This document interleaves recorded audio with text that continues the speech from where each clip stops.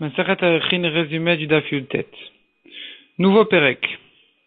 Ici, on va traiter toutes sortes de Nedarim, d'expressions de quelqu'un dans ce Daf déjà, toutes sortes d'expressions de Nedarim que quelqu'un a dit. Donc, s'il a dit je donne mon poids, il doit le donner soit en argent, soit en or, comme ce qu'il a précisé.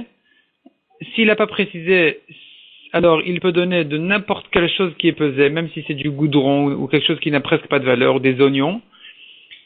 Et s'il est par contre riche, un homme important, alors il doit donner en or.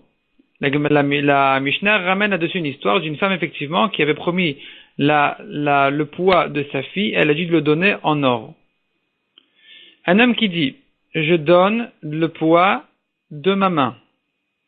De quelle manière on évalue sa main? Alors il faut évaluer le volume de sa main, l'équivalent du volume de sa main en âne, en chair d'âne avec les os.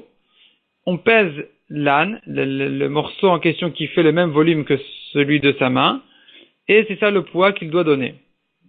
Selon Rabbi Yehuda, selon Rabbi aussi, on peut évaluer, même sans amener d'âne, ici on peut évaluer le poids de sa main, et c'est ça le poids qu'il devra donner. Mais selon Rabbi Yehuda, il faut vraiment faire le maximum possible pour préciser, pour que ce soit le maximum de précision possible du poids de sa main, et donc on doit céder du volume de la chair d'un âne qui fait le même poids que la chair d'un homme. C'est pour ça que, pour savoir ça, la Mishnah explique, Rabbi Yehuda explique, on prend un tonneau, on le remplit d'eau jusqu'en haut, il rentre sa main dans le tonneau, il y a maintenant l'eau qui va s'enverser comme le volume de sa main, il rentre ensuite un morceau de chair d'âne à cet endroit-là, avec l'os, et jusqu'à ce que le tonneau se remplisse, et là il saura que ça a le même volume que sa main, selon le poids de l'âne, de ce morceau d'âne, il saura quel est le poids de sa main.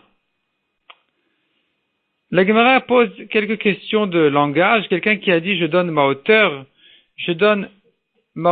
au Ekdesh, il doit donner une barre qui fait sa hauteur.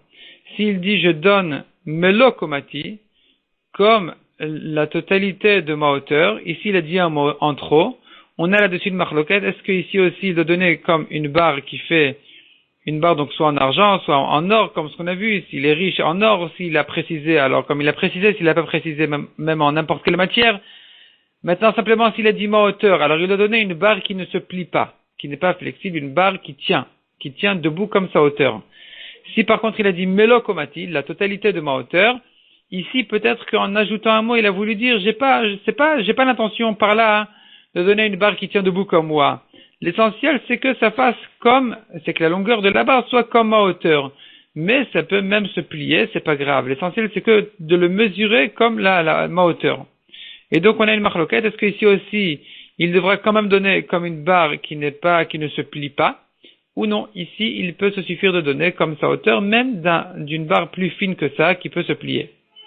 La Gemara ensuite pose quelques questions sur toutes sortes de langages.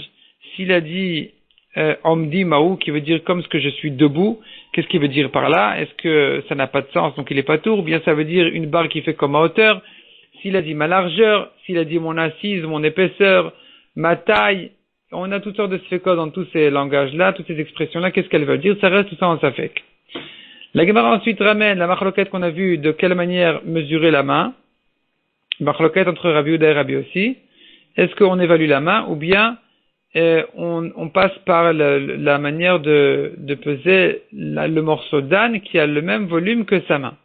La Gemara demande, mais jusqu'où il doit rentrer sa main dans l'eau? Qu'est-ce qu'il veut dire par le poids de ma main? Alors on a vu dans la Mishnah, jusqu'à son épaule. Tout le bras est appelé aussi la main.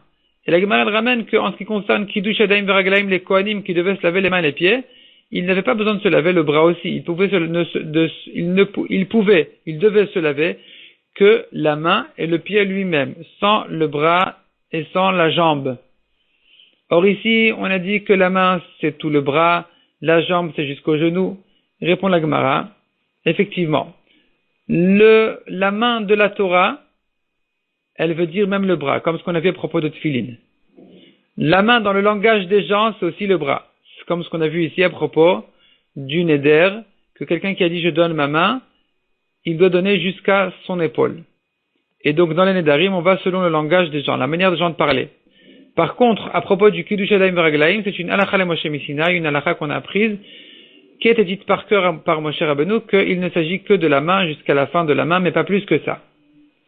La Gemara ensuite passe au pied. Le pied, on a vu que c'est que la paume du pied, pas plus que ça. Le pied, mais pas la jambe. La Gemara le demande pourtant, à propos de, donc ici on a vu, à propos des Nedarim, on a vu jusqu'au genou. À propos de Kiddush Yadayim Beraglayim, on a dit que c'est que le pied lui-même, pas jusqu'au genou. On a encore un pastou qui dit qu'on ne considère pas la jambe du tout comme le pied. Donc quelqu'un qui a perdu son pied, même s'il a toute sa jambe, il est pas tour d'allier à la régel, parce que ça s'appelle pas régel. Il n'a pas besoin de monter au Beth Amikdash. Donc on voit que dans le langage de la Torah, régel n'est que le pied. Donc on sera obligé de faire la différence entre le langage de la Torah qui ne veut dire que le pied, et le langage des gens qui veut dire aussi la jambe jusqu'au genou. Tout ça, on appelle le pied. Donc depuis le genou jusqu'en bas. C'est pour ça que quand il a dit je donne le poids de mon pied, il le donnait depuis le genou jusqu'en bas. Simplement, la Gemara ramène encore un cas de Khalitza, où là-bas on dit que malgré que c'est un pasuk de la Torah, on considère que jusqu'au genou ça s'appelle encore son pied. Répond la Gemara, non, c'est pas son pied. C'est Me'al Raglo. La Yevama, elle doit enlever la chaussure de sur son pied. Son pied, c'est le pied, en bas. Et sur son pied, c'est la jambe jusqu'au genou.